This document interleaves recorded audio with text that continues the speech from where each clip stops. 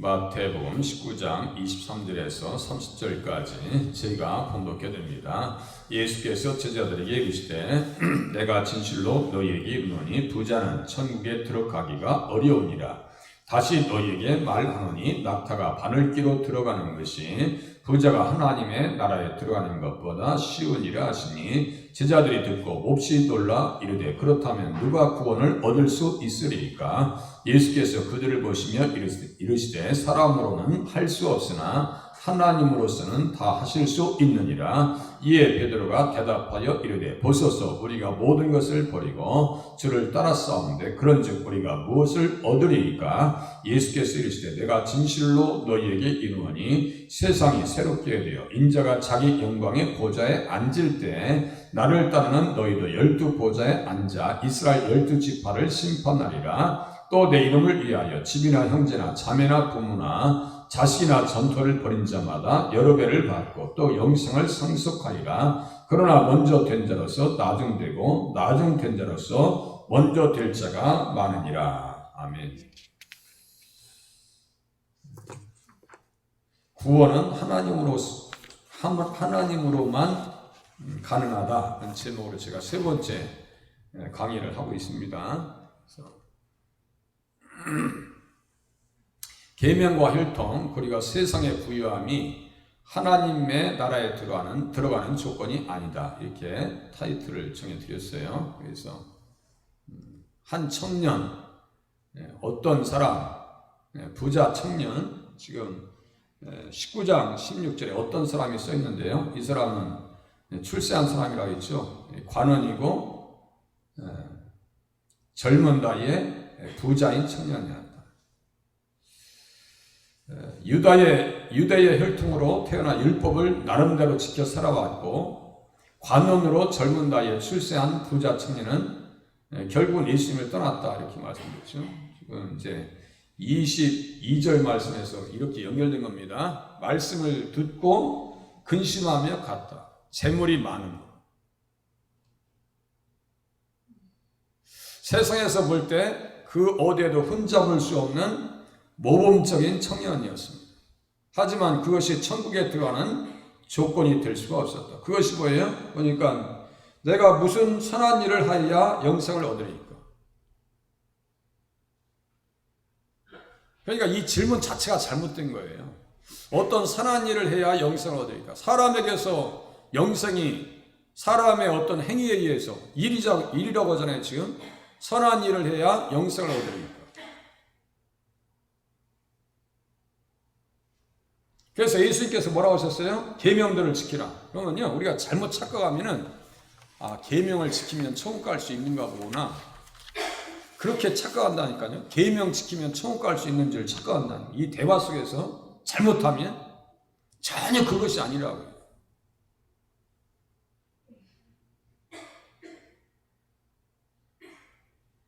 그래서 천국에 들어가는 조건으로 많은 부유함을 확보했고 이 사람은 유대인으로서 혈통적으로 우리가 누가복음 16장에 보면 부자와 나사로 이야기해서 부자도 말씀드렸죠. 아버지 아브라함이요. 그 사람은 뭐예요? 혈통적으로 유대인입니다. 유대인들은 어떠한 잘못된 선민 사상을 가지고 있었냐면요. 아브라함의 자손이면 무조건 천국 간다라고 하는 그냥 착각, 그것을 신념이라고 합니다. 신념이에요. 확신하고 신념은 달라요. 신념은 자기 속에서 나오는 것이고 확신은 하나님에게 주어지는 거예요. 믿음을 통해서 이렇게 이해하시면 됩니다. 자기의 구원에 대해서 의심해 본 적이 없어요. 마치 이단들이 자기들이 당연히 구원받는다라고 하는 착각 속에 있는 것과 전혀 다르지 않습니다. 그게 신념이에요. 신념입니다. 신념 가지고 천국 가는 게 아닙니다. 혈통 가지고도 천국 가는 것이 아닙니다. 계명들을 지키라 해서 이웃에 대한 계명. 자, 10계명은 지금 예수님께서 10계명을 말씀하셨어요. 어느 계명입니까? 그러니까 주님께서 살인하지 말라, 간음하지 말라, 도둑질하지 말라, 거짓 증언하지 말라, 네 부모를 공경하라. 이 말씀은 10계명 중에 이웃의 사람에 관계된 계명이고 아직 하나님과 관계된 계명은 지금 말씀하지 않으셨어요? 계명에 대해서 우리가 착각하면 안 됩니다. 계명을 주신 것은 하나님 앞에 의를 선물 받았으니까 의를 관리하라고 십계명을 지키라고 말씀하신 것이고 하나의 나라 들어가기 위해서 십계명 지키는 것이 아니에요. 이것도 착각하시면 안 된다고요. 마태복음 5장에 예수님께서 십계명을 정확하게 부르시거든요. 너희 의가 서기관과 바리새인보다 낫지 아니하면 결단코 천국에 들어가지 못하리라 라고 하시는 말씀은 이것도 오해하시면 안 됩니다. 우리가 하나님 앞에 믿음을 통해서 의를 선물 받았으면 이 의의 가장 구체적인 표현이 제가 십계명이라고 수도 없이 말씀을 드렸죠. 그러니까 십계명을 지켜야 돼요. 그럼 믿지 않는 사람들도 십계명을 지켜야 돼요? 안 지켜야 돼요? 지켜야 됩니다. 안 지키면 안 돼요. 십계명을 대적했다가 사내립이 18만 5천 명이 죽고 벨사살 왕이 자기들 우상을 성전에서 예루살렘 성전에서 가져온 그 대접 이게 어떤 건데요? 제가 새벽에 말씀드렸죠. 그 대접이 피를 뿌리는 대접인데 어린 양의 피를 제물들의 피를 뿌리는 대접인데 그거 갖다가 따르라 부어라 해가지고 부어 마시면서 술 따라 마시면서 자기들의 신들을 찬양해요? 그 십계명에 정확히 걸리죠? 우상들을 찬양한다니까요. 주님이 그날 죽여버립니다. 벨사살 왕. 그래서 십계명은 신기해요. 십계명을 통해서 우리가 계속 우리 자신을 조명하면 야 오늘도 하나님 앞에 합당하지 않구나. 그러니까 뭐가 필요한 거예요? 십자가의 은혜가 필요한 겁니다. 결국 십자가의 은혜로 우리가 구원받고 천국 가는 거죠. 우리의 행위를 통해서 천국 가는 것이 아니라고 계속 말씀드렸습니다. 그 내용이에요. 자기 나름대로는 몸을 쪽으로 살았는데 그것이 천국에 들어가는 조건이 될 수 없었다고요. 그 중에 한 가지만을 주님께서 지적하시는 거예요. 부자는 천국에 들어가기가 어려우니 낙타가 바늘기로 들어가는 것이 부자가 하나님 나라에 들어가는 것보다 쉽다고 하십니다. 예수님에 대한 믿음이 없는 부자를 말씀하시는 거예요. 여기 지금 중요한 단어가 여기 빠져 있어요. 행간을 읽고 글 배우를 읽어야 되는데 믿음을 가지고 나와야지. 믿음 없이 어떻게 영성의 문제들이 해결돼요? 좀 이따 이제 믿음과 영성의 문제가 딱 이렇게 결부돼서 나옵니다. 그렇게 성경을 풀면서 가야죠. 여기 글 써 있는 것만 봐가지고는요, 이게 헷갈린단 말이에요. 야, 이게 계명을 지키면 천국 가는 줄 아는가 보네. 그게 아니라고요. 절대 아닙니다. 나발과 같이 그 마음에 하나님 없는 어리석은 사람이요, 낙타가 바늘기로 들어가는 것이 부자가 하나님 나라에 들어가는 것보다 쉬우니라 라고 하는 말씀에 해당 사항이 있는 사람입니다. 그 나발이 어리석은 자다라고 시편 14장 53장에 기록하고 있습니다. 그걸 정확하게 나발입니다. 어리석은 자는 그 마음에 이르기를 하나님이 없다. 그러면서 그 사람들은 무지하다 했어요. 무지하다. 그것을 지적합니다. 또 누가복음 12장에 보면은 어리석은 부자 있죠. 자기에게는 부자인데 하나님 앞에는 가난한 사람들. 그런 사람들을 얘기합니다. 네. 그런 사람들이 마음속에 하나님이 없는 사람들입니다. 부자들 모두가 지옥 가는 것은 아닙니다. 성경에는 부유함으로 천국에 들어가는 자들도 많이 있기 때문입니다. 그 중에 어떤 사람을 얘기할 수 있어요? 욥을 얘기할 수 있고 바르실레를 얘기할 수 있고 다윗을 얘기하고, 다윗은 그 곡간지기들이 있었다 했죠. 뭐 자세한 목록마에도 14개고 곡간에 대한 그 곡간지기들이 12명입니다. 그러니까 이 사람들 대단한 부자인데 이 사람들 다 천국 가 있죠. 바르실레, 욥 같은 사람들 다 천국에 가 있잖아요. 지금 믿음의 유무를 가지고 주님께서 말씀하시는 거예요. 믿음이 있어야 천국 가는 거죠. 아리마대 부자 요셉도 그렇고요. 삭개오도 똑같아요. 자, 혈통을 가지고 천국 가는 것이 아니고 삭개오는 여리고 사람이니까 이방인 사람이에요.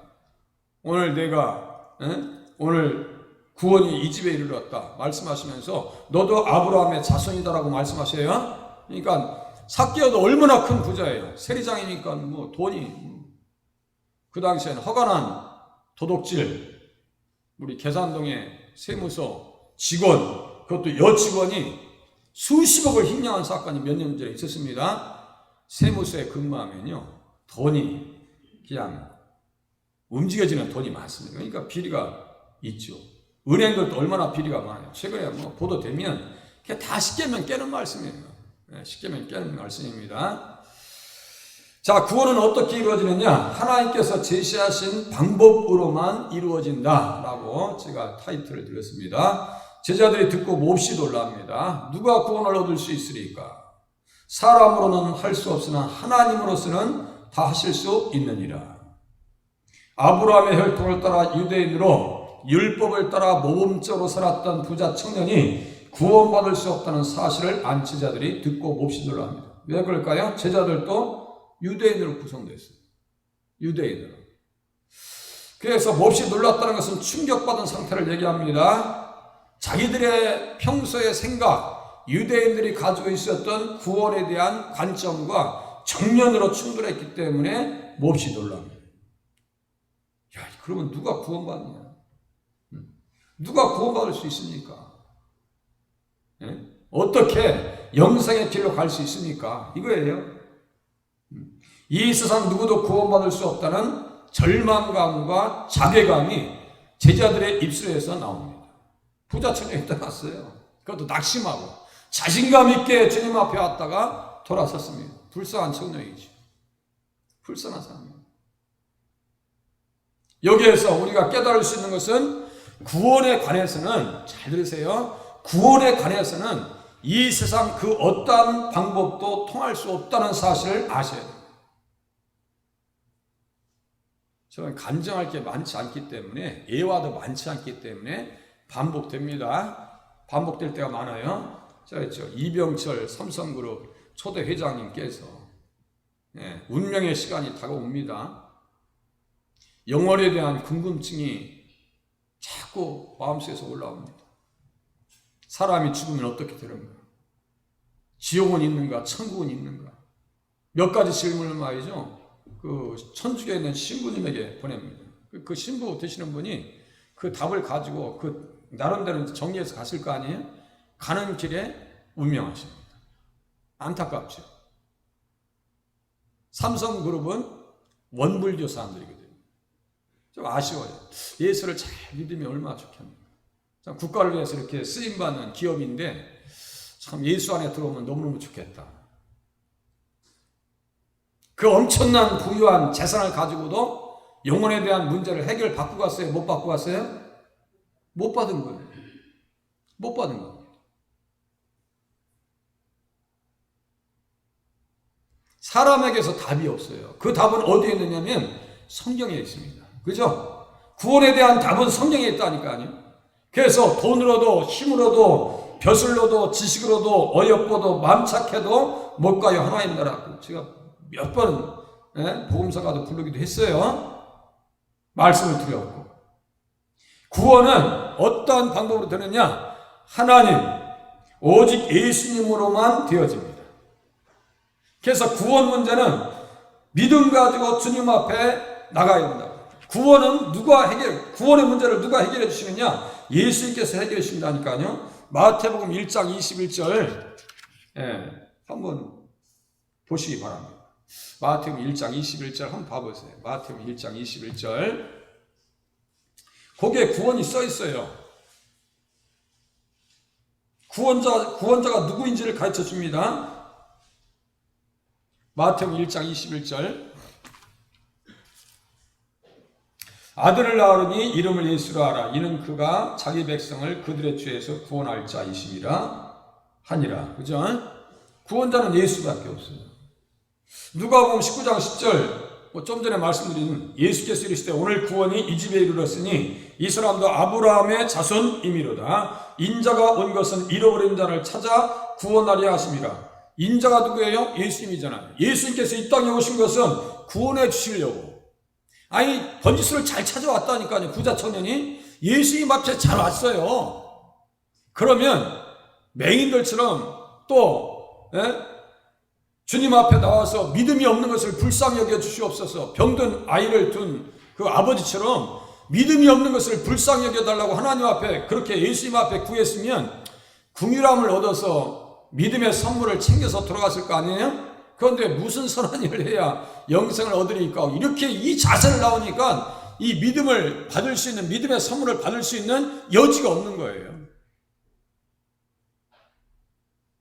삭개오는 그러지 않습니다. 자기에 대한 죄에 대한 인식이 있어요. 주변에 대한 따가운 시선을 느낀다고요. 내가 토색한 것이 있으면 율법에 기록된 대로 4배로 내가 주님 앞에 배상하겠습니다. 그런 그 겸손함이 있었다니까요. 그러니까 믿음을 선물로 받고 아브라함의 자손이 되지요.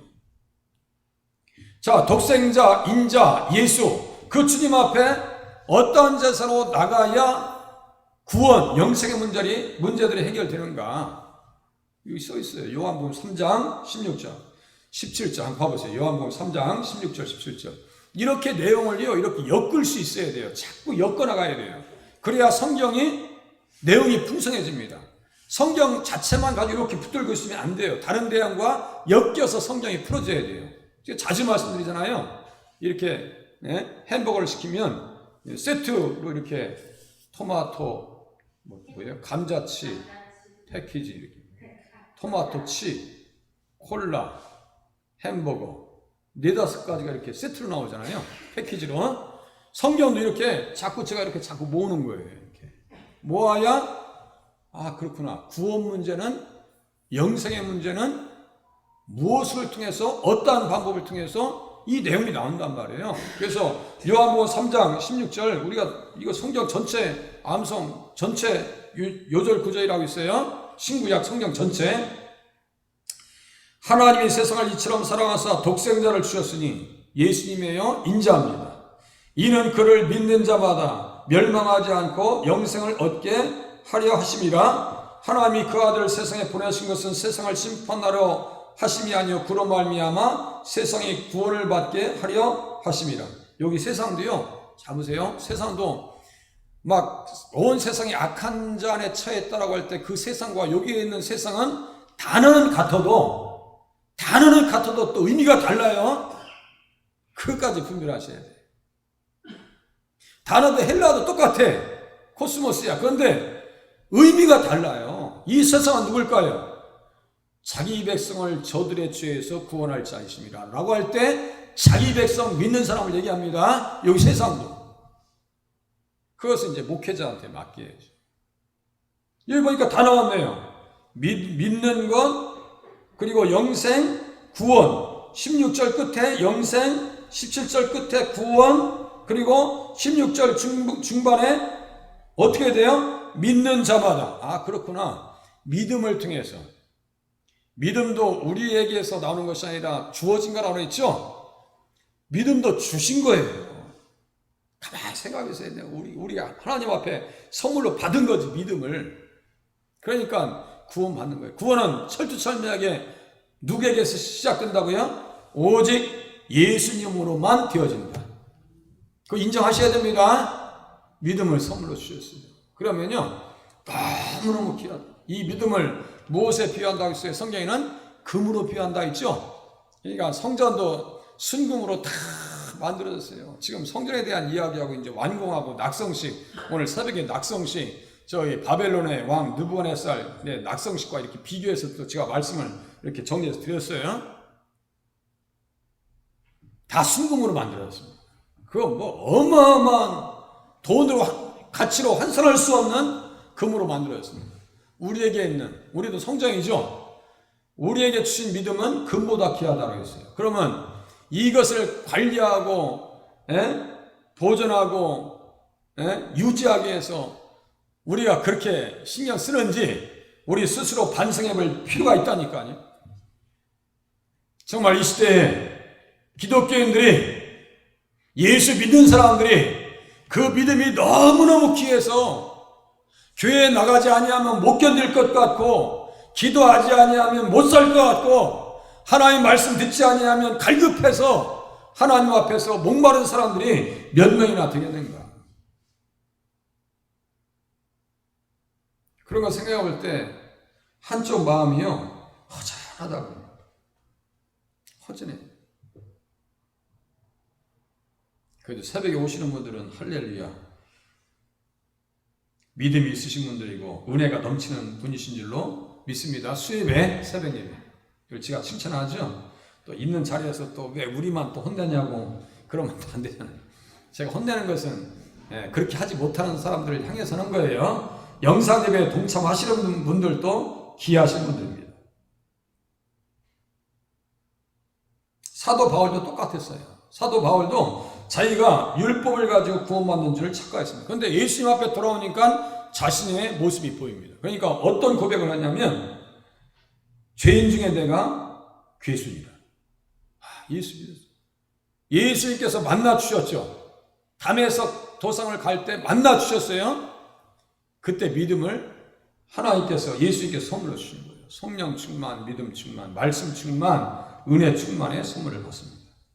그래서 예수님을 믿어야만이 구원을 받을 수가 있습니다.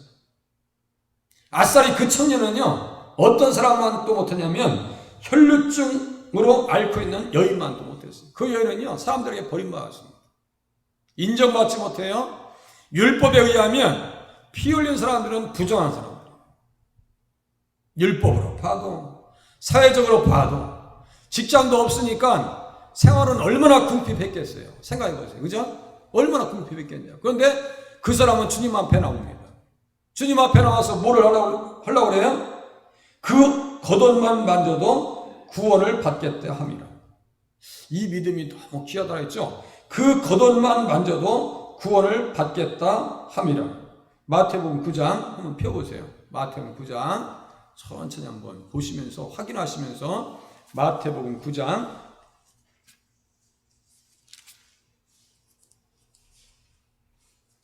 21절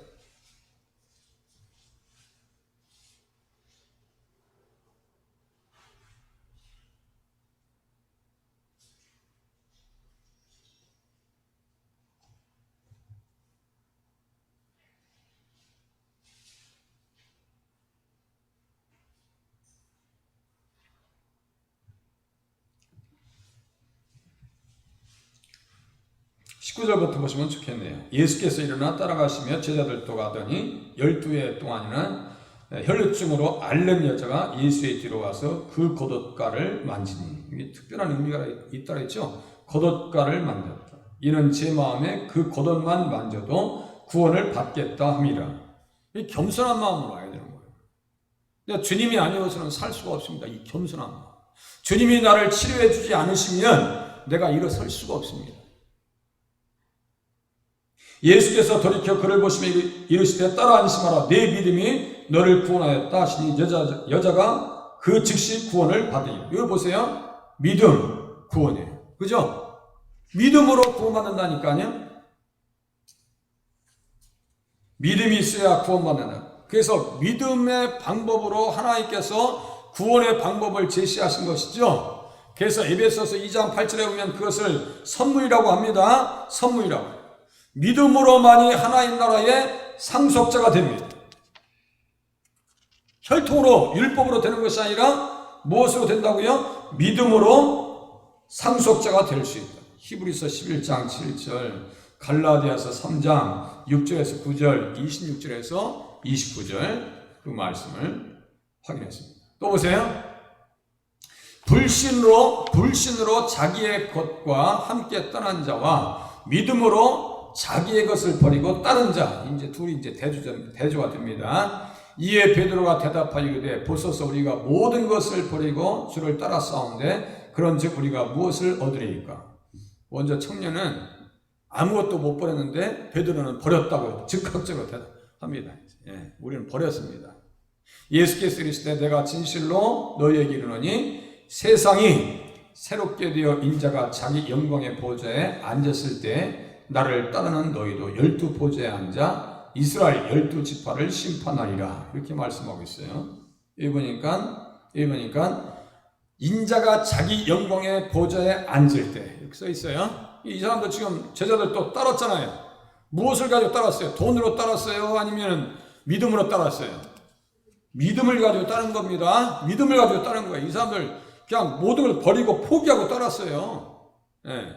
부자 청년은 자기의 것을 내어줄 수 없어서 자기의 것과 더불어 예수님을 떠났습니다. 하지만 베드로를 비롯한 제자들은 모든 것을 버리고 주님을 믿고 떠났습니다.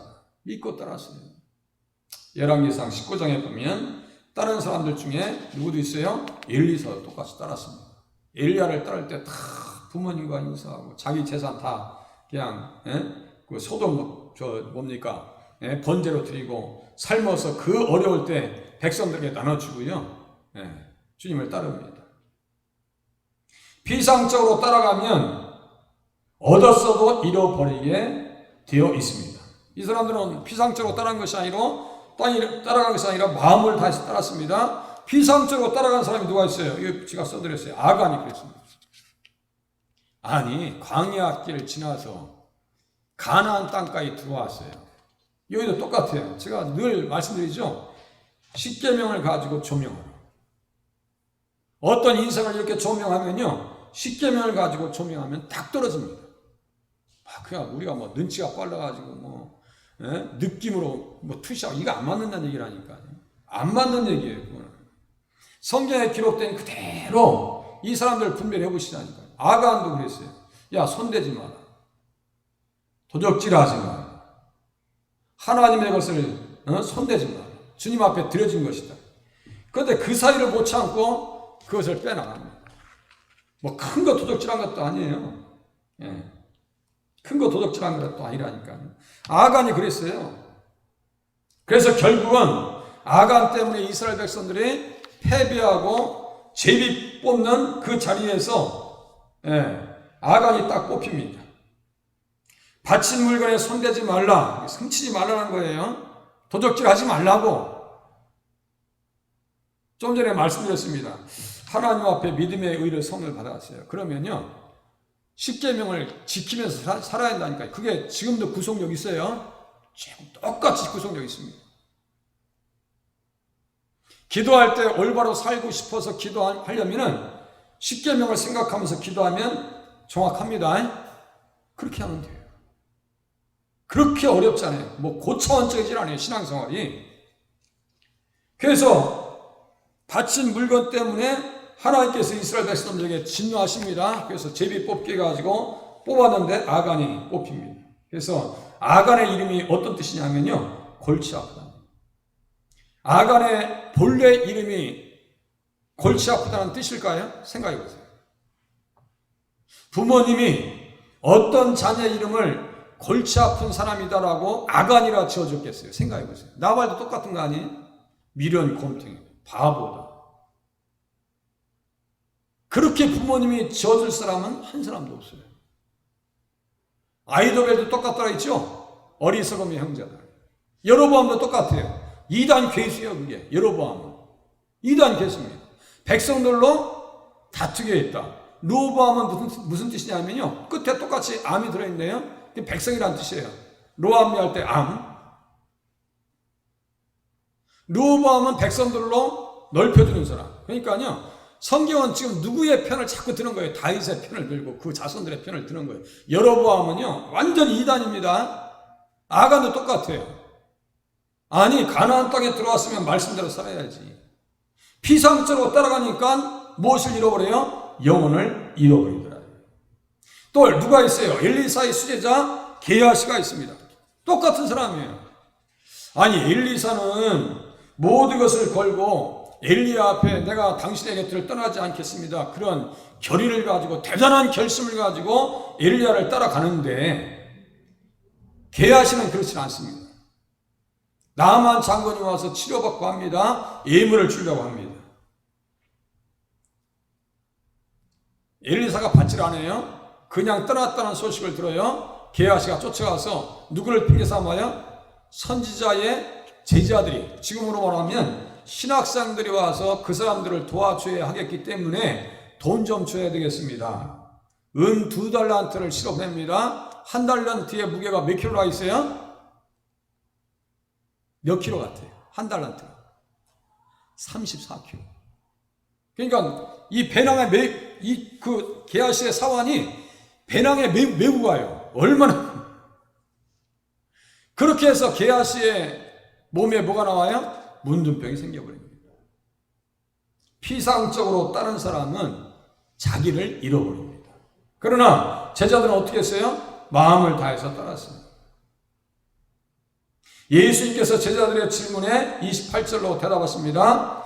세상이 새롭게 되어서 자기 영광의 보좌에 앉을 때 제자들이 12 보좌에 앉아서 이스라엘 12지파를 심판하리라 하십니다. 문자대로 새 시대의 제자들이 현 입장을 바꾸어서 그렇게 되게 만들어 주시겠다라고 주님께서 말씀하시는 거예요. 지금 고린도전서 6장도 제가 써놨죠. 이 성도들도 똑같아요. 우리에게 주신 그 권세가 얼마나 큰지 우리만 잘 몰라요. 천사들은 그걸 알아요. 사탄도 알아. 사탄도요, 우리 좀 전에 말씀드렸죠. 금보다 귀한 믿음을 가지고 있기 때문에 그 믿음을 어떻게 해서라도 흔들어 보려고. 교회 열심히 내면 그렇게 하면 안 되더라고 자꾸 그냥 옆에서 압력 줍니다. 그게 속지 마시라니까. 사도 바울이 우리가 얼마나 대단한 사람인데 고린도전서 6장 제자들도 지금 써놨죠. 고린도전서 6장 한번 봐보세요. 고린도전서 6장 한번 펴보세요. 고린도전서 6장 얼마나 대단한 사람인가. 우리는 그것을 가슴에 품으면서 살 수 있는 그러한 믿음의 생각들이 없어서 문제죠. 고린도전서 6장 한번 보세요. 얼마나 대단한 사람인가.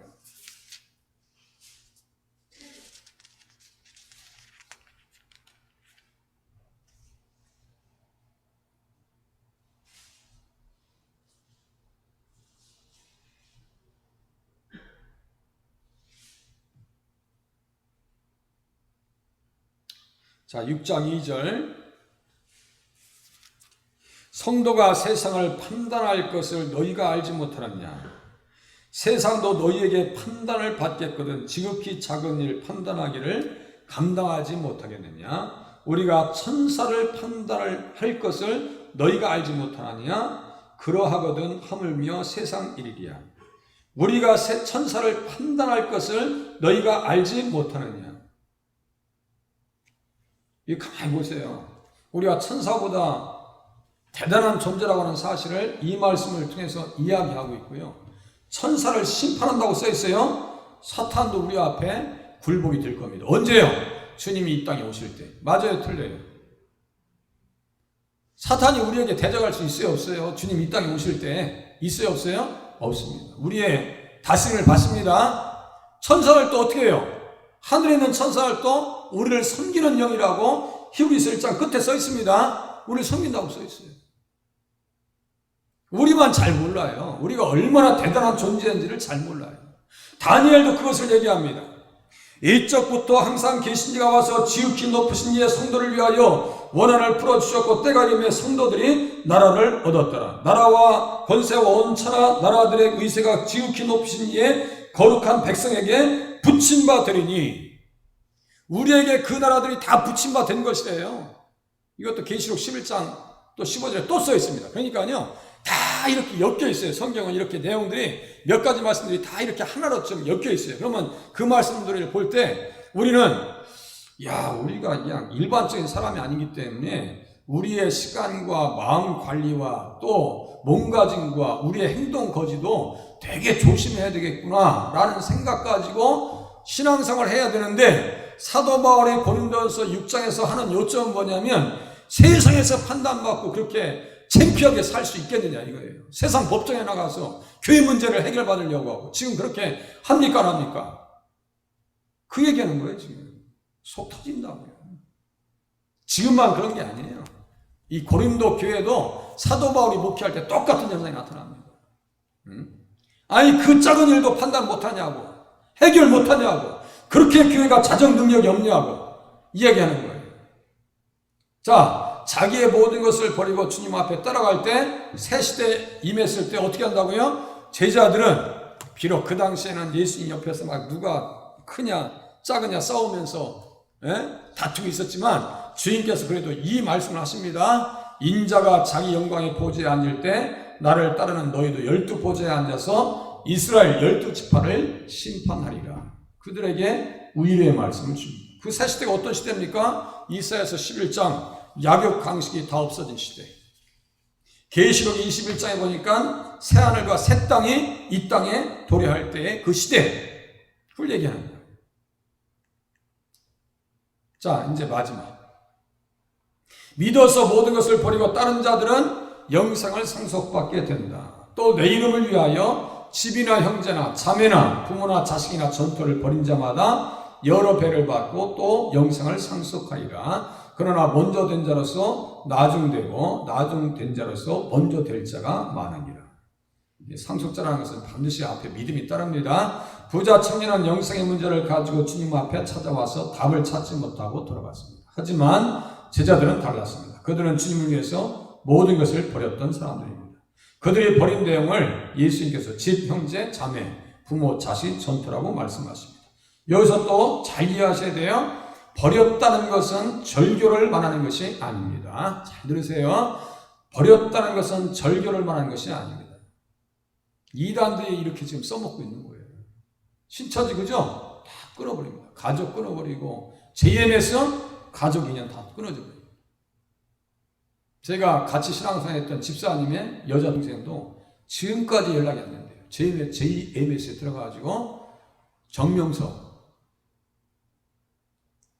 그러니까 성경을 잘못 해석하면 안 된다고요. 그러니까 이단들은 자기 마음대로 해. 뭐를 얘기해? 이것을 절교로 말합니다. 그죠? 절교로 말하는 것이 아닙니다. 차순위에 두었다는 뜻입니다. 이유는 세베대의 아들들인 야고보와 요한이 배와 아버지를 버렸습니다. 버렸죠? 이후에는 그들의 어머니가 예수님에게 인사청탁하는 것을 볼 때에 이 말씀은 그런 말씀이 아니라고. 그죠? 만약에 야고보와 요한이 완전히 절교했어. 그러면 세베대 어머니가 자기 그 아내의 어머니가 와서 인사청탁 했겠어요? 안 했겠어요?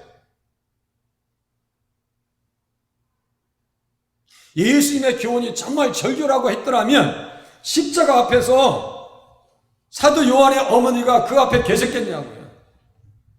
야, 어떻게 예수님은 우리 자식을 그렇게 버리라고 했지? 그 자리에 사도 요한하고 그 사도 요한의 어머니가 그 자리에 십자가 앞에 있었습니다. 있었어요. 그러니까 우선순위에 있어서 차순위에 두란 얘기예요. 가장 먼저 누구를 사랑하는 거예요? 예수님을 사랑하는 것입니다. 예수님 먼저 사랑하라고요. 그래야 부모님에 대한 사랑이 올바로 되어지고 형제에 대한 사랑이 잘 이루어지고 자녀를 무리한 가운데서 벗어나지 않은 상태로 아이들을 양육할 수가 있어요. 오늘 제가 잠깐 기사를 봤어요. 다음에 들어갔더니요, 15년 판결을 내렸더라고요. 아들이 어머니에게 커피를 타달라고 해서 커피를 타주지 않으니까 무차별로 폭행해서 어머니를 죽였어. 존속사유시켰습니다. 물론 정신병이 있어서 저연증이 있어가지고 그랬다고 하는데 어떻게 그게 가능하냐고요. 생각해보세요. 그게 가능한 얘기예요? 그 밑에 제가 댓글을 봤어요. 예전에는 형제들이 많아서 형제들이 많기 때문에 그런 일이 없었는데 지금은 하나를 둘을 키우다 보니까 너무너무 사랑을 주다 보니까 아이들이 잘못됐다. 제가 배우는 저를 가르치는 영어 선생님 중에 한 분 있어요. 저도 지금 나무집권 보는 사람이에요. 그런데 그분이 무슨 말씀 하시느냐, 어렸을 때 아버지가 나를 너무너무 괴롭혔더라고요. 초등학교 들어가기 전에 천자문을 깨우쳤대. 그러면 그 아이가 얼마나 힘들었겠어요. 하루에 책 한 권 읽고 요약해서 아버지 앞에서 그것을 얘기해야 돼. 내용 물어보면 모르면 또 두들겨 맞는데, 나를 지옥의 아들로 만들었다 이거야.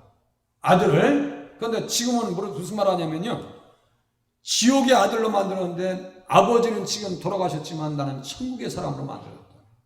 그 사람이 어떤 사람이 됐을까요? 일타 강사가 됐어요. 일타 강사. 영어 계통에. 한국의 최고예요. 박지성이가 한 1억 100억 정도 분 때 실질적으로 자기가 얘기하더라고요. 난 박지성보다 돈 더 많이 분다. 일타 강사들의 수입이 대단합니다. 사랑을 잘못 주면 아이들이 삐뚤어집니다. 예수님께서 어떻게 하세요? 형제나 자매나 부모나 자식이나 전토를 벌인 자, 사랑의 우선순위를 잘 한 자들은 어떻게 한다고요? 여러 배를 받고 영생을 상속받는데요. 상속받는다. 헌신적으로 예수님을 따른 자들에게 현세뿐만 아니라 내세에서도 보상이 주어진다는 말씀입니다. 이 사람들은 뭐예요? 단지 믿는 것이 아니라 믿음을 가지고 온전히 헌신한 사람입니다. 그 중에 가장 중요한 것은 영생을 상속받는다는 것입니다. 자, 그래서 예수님께서 믿음을 통해서 상속받는다는 내용이 지금 내용 밑에 또 써 있습니다. 자, 그래서 어떤 말씀이에요? 구원은 사람에게서 나오는 것이 아니라 하나님께서 제시한 방법, 하나님으로만이 된다. 이거 한 가지 깨달으시면서 집에 돌아가실 수 있기를 바랍니다. 기도하시겠습니다.